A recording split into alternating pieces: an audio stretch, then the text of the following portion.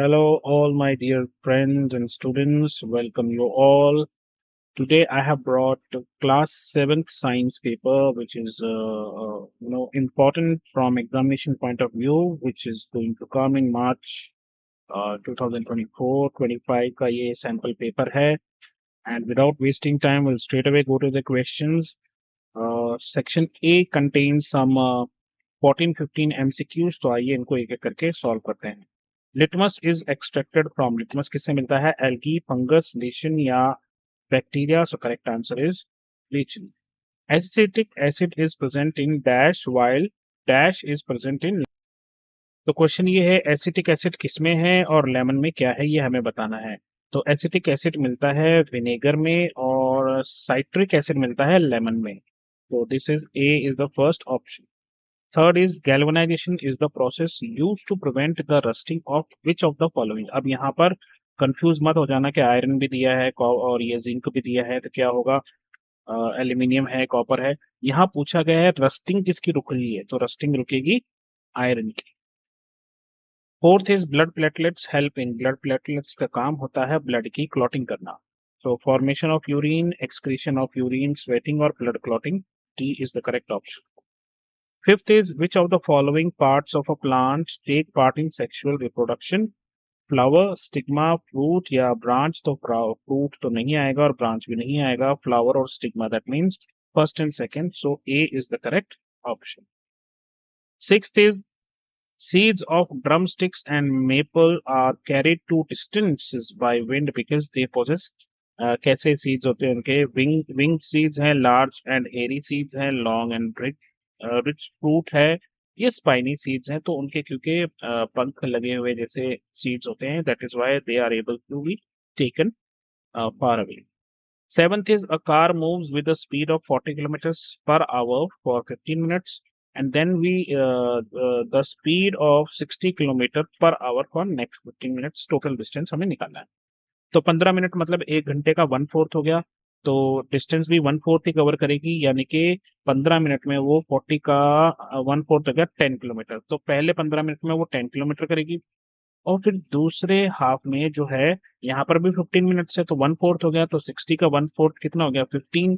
तो यहाँ पर 10 किलोमीटर चल रही है, यहाँ 15 किलोमीटर चल रही है, दोनों मिला के 25 kilometre is the correct option.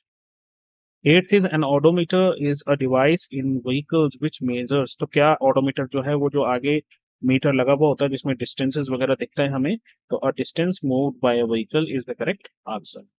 आगे बढ़ेंगे हम नाइन्थ क्वेश्चन की तरफ. The time period of a simple pendulum is taken time by it to travel from. Time period हमें बताना है, तो जैसे अगर कोई ए से स्टार्ट हुआ है तो वो बी तक जाएगा और फिर बी से वापस वो ए तक आएगा. This is called time period. तो A to B and back to A is the correct option. आगे देखने की जरूरत नहीं है. Who discovered the magnetic effect of electric current? Isaac Newton, Einstein, H.C. Ørsted या Thomas Alva Edison. So correct option is H.C. Ørsted. 11th is an electric bell is a direct example of. Electric bell किस पे काम करती है? Electromagnetic effect, heating effect, electricity या insulators. तो वो काम करती है इलेक्ट्रोमैग्नेटिक इफेक्ट पे. 12th is the path of light is. Path of light जो है हमेशा स्ट्रेट चलता है. यही कारण है कि जब आप इसको इस तरीके से ट्यूब में से देखने की कोशिश करते हो तो लाइट हमें नहीं दिखाई देती. तो it is always in a straight line. Which one shows lateral inversion. तो यहाँ पर दे रखा है convex lens, plane mirror, concave mirror and concave lens. तो पहली बात तो लेंस कभी लेटरल इन्वर्जन दिखाएंगे ही नहीं. तो क्या बचा फिर हमारे पास? सिर्फ मिरर बचा, प्लेन मिरर और कॉन्केव मिरर. तो प्लेन मिरर जो है वो लेटरल इन्वर्जन दिखाता है. 14th is which of the following is not a forest product. इनमें से क्या है जो फॉरेस्ट प्रोडक्ट नहीं है? फॉरेस्ट का मतलब ये नहीं कि जंगल, ठीक है. मतलब गम हो गया, तो ये हमें पेड़ों से मिलता है. प्लाईवुड नहीं मिलती है हमें, सिर्फ वुड मिलती है. प्लाईवुड तो हम खुद बनाते हैं. So this is the correct option. Sealing wax और केरोसिन हमें फॉरेस्ट प्रोडक्ट ही है. Sludge in a separate tanks is decomposed. जो स्लज होता है उसको डिकम्पोज करने के लिए क्या इस्तेमाल होता है? यीस्ट. ये तो ब्रेड बनाने में काम आती है. एनारोबिक बैक्टीरिया या एरोबिक या anaerobic. Anaerobic bacteria is the correct option. फिर सेक्शन बी की तरफ बढ़ते हैं, कुछ क्वेश्चन हैं यहाँ पर। 16th क्वेश्चन है, what are physical changes and explain with example, describe the various ways by which seeds are dispersed. आइए इनको एक एक करके देख लें। तो 16th क्वेश्चन का आंसर ये लिखा हुआ है यहाँ पे, a change in only physical properties like shape, size, colour, state या temperature of a substance is called physical change. Here no new substance is formed. Any one point हमें ये बताना है, जैसे एग्जांपल हो गया melting of wax, ठीक है, tearing of paper, folding of paper, dissolving sugar in water, ये सब जो है आपके एग्जांपल्स हैं। Second, 17th है, seeds are dispersed by wind, water, birds, animals and by bursting of fruit with sudden jerks। ठीक है, इनमें से कोई भी चार आपको जो है लिखने होंगे। आगे बढ़ते हैं। 18th क्वेश्चन है, draw a clean and label diagram of convex and concave lens है और फिर कॉन्वेक्स एंड कॉनकेव मिरर है। तो ये आप लोग बना लीजिएगा, अपनी बुक में देख लीजिएगा, डायग्राम्स ऑलरेडी होंगे वहां पे। हम आगे बढ़ेंगे 19 की तरफ। Give one use each of concave mirror and convex mirror, इनके यूज बताते हैं। 20th क्वेश्चन है, name two chemicals to disinfect water, पानी में को डिसइंफेक्ट करने के लिए। Name two diseases caused by use of contaminated water. और 21st है, list 4 products we get from forest. आइए इनको एक एक करके डिस्कस करते हैं। तो 19th का आंसर है, concave mirrors are used by dentist, ENT doctors, headlights of cars, reflectors of torches. तो यहाँ पर कॉनकेव मिरर है। उसके बाद कॉन्वेक्स मिरर कहाँ यूज होते हैं? They are used in the rear view mirrors of the vehicle, जहाँ पर ड्राइवर बैठता है, at blind turns on the roads and in shops. तो यहाँ पर आपको कोई भी एक जो है लिखना है। 20th है, chlorine and ozone are use to disinfect water. पानी को आपने देखा होगा कि ओजोन से ट्रीट करते हैं या क्लोरीन डाल देते हैं उसमें। Diseases caused by use of contaminated water are dysentery, typhoid, cholera, polio, hepatitis etcetera. कोई भी दो आपको लिखनी है, मैंने यहाँ पर आपको काफी सारी दे दी है। 21st का आंसर है, we get many product from forest like we get wood, gum, resin, rubber, medicine, honey, sealing wax, oil, papers, fodder of animals। कोई भी चार आपको लिखनी होंगी, मैंने आपको यहाँ पर बहुत सारे बता दिए। चलिए बढ़ते हैं सेक्शन सी की तरफ। और सेक्शन सी में 22 क्वेश्चन है, explain how painting of iron gate prevents it from rusting and explain why rusting is iron is faster in coastal area than in. तो पहले का पार्ट का आंसर है, painting of iron gate prevents it from rusting by preventing the surface of iron gate from coming in contact with moisture and air. तो उसको paint कर देते हैं, तो जो आयरन है वो उस पेंट के पीछे छिप जाता है और फिर वो जो है ऑक्सीजन या मॉइस्चर के कांटेक्ट में नहीं आता है। इसी के साथ और पार्ट का आंसर है कि since content of moisture in the air of coastal region is higher than that of desert, so the process of rusting of iron is faster in coastal area. समुद्र के पास अगर आप रखोगे कोई भी आयरन, तो उसको मॉइस्चर के कांटेक्ट में वो ज्यादा आएगा। डेजर्ट में वैसे ही पानी नहीं है, तो मॉइस्चर कहाँ से आएगा? इसलिए कोस्टल एरिया में जो है जंग जल्दी लगती है आयरन को। 23rd क्वेश्चन है, right difference between sexual and sexual reproduction, और इसके साथ दिया हुआ है, name and draw label diagram of male and female reproductive parts of a flower. तो पहले बात कर लेते हैं डिफरेंस। तो यहाँ पर मैंने इसको असेक्सुअल इस तरफ लिख दिया, सेक्सुअल इस तरफ लिख दिया। तो असेक्सुअल में केवल एक ही पेरेंट चाहिए होता है, सेक्सुअल में दो पेरेंट्स की जरूरत होती है। और इसमें फ्यूजन ऑफ सेल्स या गैमेट्स की जरूरत नहीं होती, क्योंकि पेरेंट एक ही है। और क्योंकि यहाँ पर पेरेंट दो है, इसलिए फ्यूजन ऑफ सेक्स सेल्स या गैमेट्स की जरूरत होती है। और तीसरा पॉइंट मैंने जो यहाँ लिखा है, new plants are formed without the production of seeds, ठीक है, लेकिन यहाँ पर जो है सीड की जरूरत होती है for the production of new plants. इसी के साथ सेकंड था मेल और फीमेल रिप्रोडक्टिव पार्ट के बारे में बताने का। तो ये रहा आपका मेल और ये रहा फीमेल। इसमें आप पार्ट्स देख लेना। एंथर्स ऑफ फिलामेंट है मेल में स्टेमन के अंदर, और अगर हम बात करें आपके फीमेल की, तो stigma, style, ovules, ovary, thalamus, ये सब आपको यहाँ पर दिख जाएगी। आगे बढ़ते हैं। आगे हमें तीन चार क्वेश्चंस और हैं। A spaceship travels 36,000 kilometer in 1 hour, express it speed in kilometer per second. तो 36,000 किलोमीटर एक घंटे में जा रहा है। हमें उसको स्पीड को सेकंड में बताना है, तो हम क्या करेंगे, हमें पता है 1 आवर में कितने सेकंड होते हैं। 1 आवर में 60 मिनट्स होते हैं और 60 मिनट्स में हर एक मिनट में 60 सेकंड होते हैं। तो 60 × 60 3600, यानी कि 1 घंटे में 3600 सेकेंड्स होते हैं। तो हम इसको क्या करेंगे, 36,000 को 3600 से डिवाइड कर देंगे तो 10 किलोमीटर पर सेकेंड आएगा। कुछ इस तरह से आप कर सकते हैं। Speed is equals to distance upon time. Distance हमने यहाँ कर दिया, पहले 1 आवर था, 1 आवर को हमने सेकंड्स में कन्वर्ट कर दिया। ये लिखा हुआ है 1 hour is equals to 3600 second. तो जब आप इसको कैंसिल आउट करोगे तो ये 2 zeros and 2 zeros get cancelled, और 36 1s और 36 और 0 लगेगा, तो 10 kilometre per second is the correct answer. 25th is what is excretion?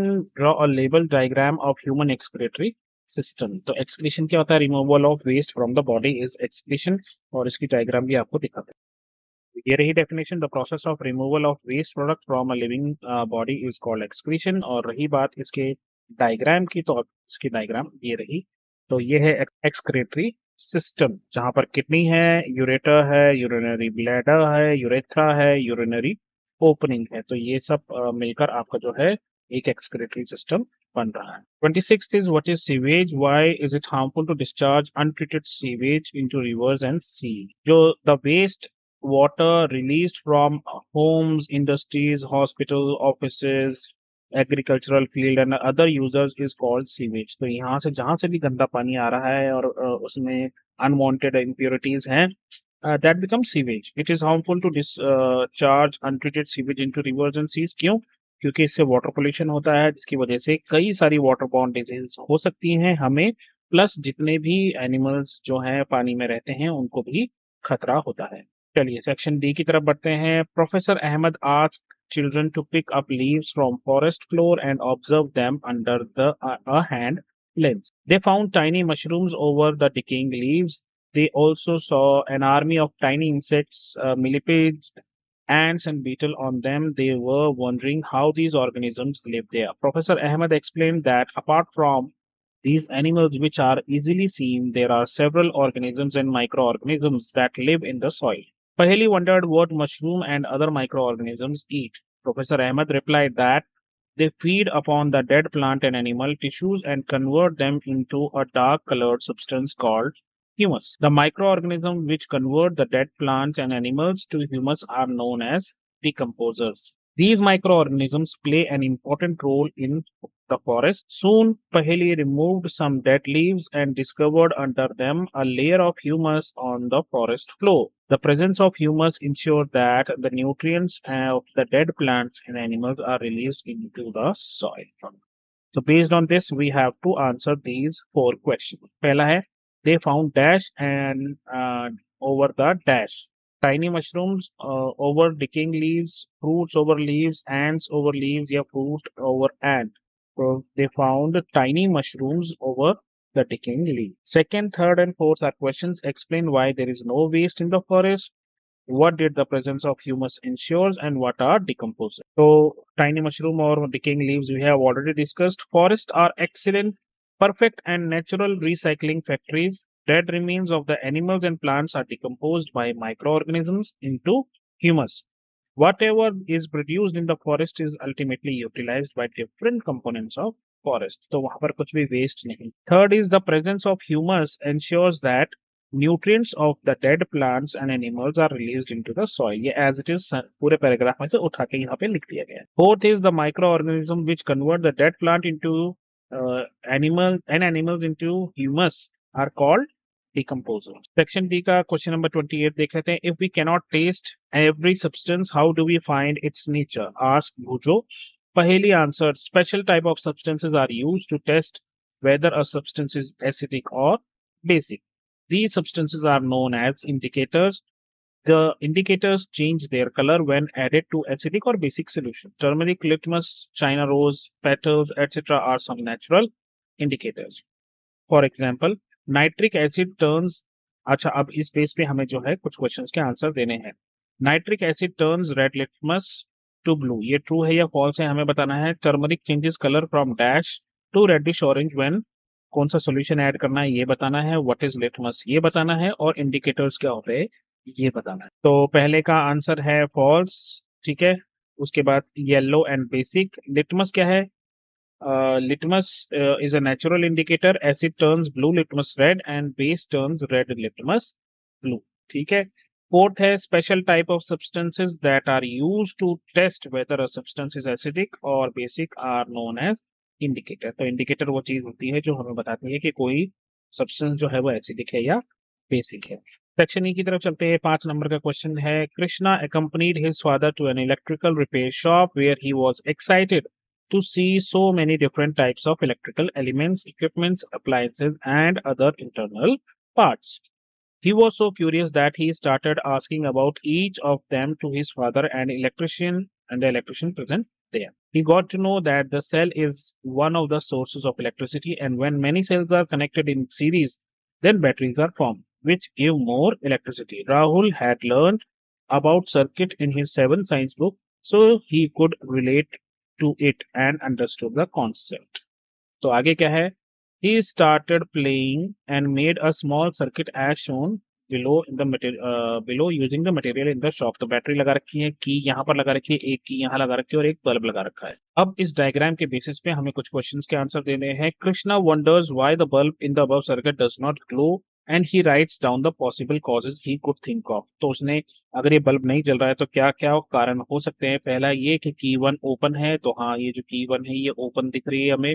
Filament of the bulb is broken, correct है, ये जो फिलामेंट है बल्ब का ये टूटा हुआ है। सर्किट इज इनकम्प्लीट, सर्किट जो है वो इनकम्प्लीट है, ये भी सही है क्योंकि जब तक की नहीं इसके साथ अटैच होगी सर्किट इनकम्प्लीट ही रहेगा। की टू इज ओपन, तो की टू ओपन नहीं है, right. So choose the correct option for why the bulb was not glowing. First and fourth, तो मेरे ख्याल से फर्स्ट सेकंड और थर्ड तीनों आने चाहिए इसमें, तो C is the correct option, first second and third. How many cells are connected in the above circuit? तो सेल कितने हैं? ये एक सेल है ये, बड़े मियाँ और छोटे मियाँ, बड़े मियाँ बड़े मियाँ, छोटे मियाँ सुभान अल्लाह। तो ये फर्स्ट और सेकंड जो है ये दोनों मिलके एक सेल बनाते हैं, तो यहाँ पर दो बड़े मियाँ छोटे मियाँ हैं, है ना, डबल रोल में है, तो दैट मीन्स टू जो है यहाँ पे सेल्स कनेक्टेड हैं टू फॉर्म बैटरी। थर्ड है, which of the following is correct way of connecting cells to form a battery? इनमें से कौन सा है सही तरीका बैटरी को कनेक्ट करने का?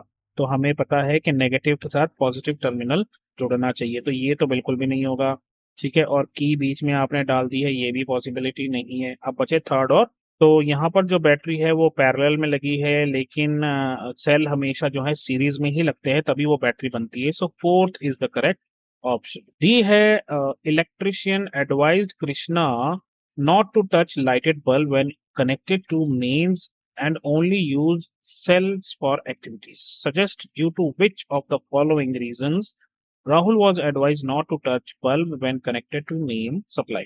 तो इसमें क्या है? फर्स्ट है bulb may be hot, may get electric shock, hand may get burnt badly, bulb will burst. तो बल्ब तो बर्स्ट नहीं होगा, लेकिन बाकी तीनों चीजें हो सकती हैं, तो फर्स्ट सेकंड और थर्ड पॉसिबल है, so D is the correct option.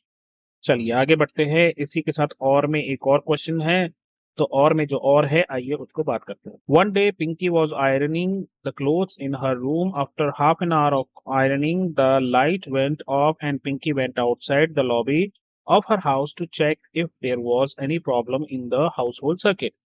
At the same time, she listened the voice of her 4 years old daughter from the same room where she was ironing the clothes.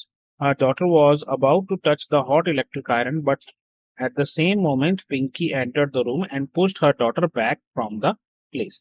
तो छोटी बच्ची जो है 4 साल की, वो उसको टच करने जा रही थी प्रेस को, लेकिन उससे पहले ही जो है मम्मा पहुंच गई और उसने उसको हटा लिया। So there are few questions that we need to answer. पहला है, on which effect of electric current does the electric iron work? तो it works on the heating effect of electric current, क्योंकि वो गर्म ही होती है press. Name any two electrical appliance except iron where heating effect is use. तो जैसे हमारे बाथरूम में गीजर होता है, राइट, वो जो है वो भी इलेक्ट्रिक इफेक्ट ऑफ करंट है, हीटिंग हीटिंग का इफेक्ट है उसमें भी। और इसके अलावा कुछ लोग हीटर पे भी खाना बनाते हैं, वो जो राउंड सा आता है गोल जिसमें आयरन की वो लगी हुई होती है, वो भी हीटिंग इफेक्ट ऑफ करंट पे ही काम करता है। Which part of electric iron becomes hot and gives out heat? The switch, the handle, the element और द कनेक्टिंग वायर। तो जो एलिमेंट होता है वो एक्चुअली गर्म होता है और वो हीट देता है। आगे बढ़ते हैं। Third is the amount of heat produce depends upon which of the following. कितनी गर्मी निकलेगी ये किस पे डिपेंड करता है? मटेरियल पे, लेंथ ऑफ द वायर पे, थिकनेस ऑफ द वायर पे, या ऑल ऑफ दीज। तो करेक्ट आंसर है all of these. Name two electric devices where magnetic effect of current is use. तो आपने, आई एम श्योर आपने science teacher से जरूर पढ़ा होगा कि एक मैग्नेटिक क्रेन होती है जहां पर मैग्नेट से जो है कचरे को उठाकर और इधर उधर किया जाता है।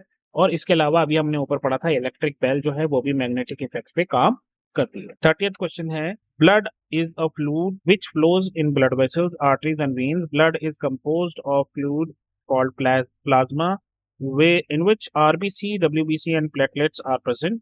RBCs contains hemoglobin, a red pigment, which binds with oxygen and transport it to different parts of the body. First is the blood from the heart is transport to all parts of the body by correct यहाँ पर हम लिखेंगे vessels, ठीक है। Haemoglobin is present इन कौन से cells होंगे? Red blood cells होंगे। What are the components of blood? Blood के कंपोनेंट्स क्या होते हैं? ये सारे लिखे हुए यहाँ पे है ना, आरबीसी, डब्ल्यूबीसी, प्लेटलेट्स, ठीक। और इसके अलावा फंक्शन क्या है हेमोग्लोबिन का? तो ये क्या करता है? ऑक्सीजन को बाइंड करता है और ट्रांसपोर्ट करता है दूसरे पार्ट्स ऑफ द बॉडी तक। Right one difference between arteries and veins. तो आइए इन सभी के आंसर्स मैं आपको एक साथ। तो पहले का आंसर है वेसल्स, दूसरे का आंसर है red blood cells. Blood is composed of fluid called plasma in which RBC, WBC and platelets are present. Haemoglobin की बात करें तो रेड पिगमेंट है, क्या करता है? ऑक्सीजन को बाइंड करता है और ट्रांसपोर्ट करता है different parts of the body.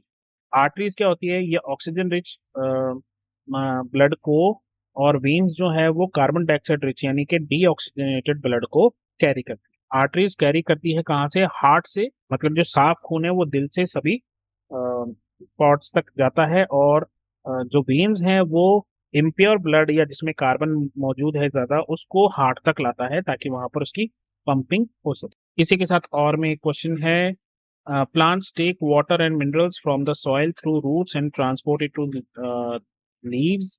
Plants have pipe-like vessels made up of special cells forming the vascular tissues and for transport of water and nutrients from the soil. These vascular tissues are called xylem. The vascular tissues for the transportation of food to the various parts of the plant is phloem. Dash are involved in the transport of substance in plants. So the correct answer here is xylem. Wait, in first it is called transport of substances. तो substances तो दोनों तरह के होते हैं ना, वो water और न्यूट्रिएंट्स भी हो सकते हैं और वो जो है फूड भी हो सकता है। तो जाइलम एंड फ्लोएम दोनों ही आएगा, है ना। तो इसका मतलब है C is the correct option where we can write both of these. Then second is vascular tissues transport water and nutrients. तो जब वाटर एंड न्यूट्रिएंट्स स्पेसिफिकली कहेंगे तब हम बोलेंगे xylem is the correct answer. So इसमें हम ये दोनों ना हटा के C is the correct option यहाँ पे, or here A is the correct option. Third is continuous network of channels that connect roots to the leaves through the stem and branches is xylem. Fourth is water absorption through roots can be increased by keeping the plant in the shade, in the dim light, under the fan, covered under the fan, है ना, यहाँ पर ज्यादा होगा। Water reaches great heights in trees because of suction pull caused by dash। तो यहाँ पर आपका आंसर आएगा ट्रांसपायरेशन। तो these are the answers I have written for you. So that's all from my side, friends. I hope you have understood the paper. For anything else you can contact me. तब तक के लिए अपना ध्यान रखिए, mummy papa का कहना माने, और जब भी कोई प्रॉब्लम हो तो नॉक कीजिए और बोलिए हेलो अध्यापक, take care, bye bye, have fun.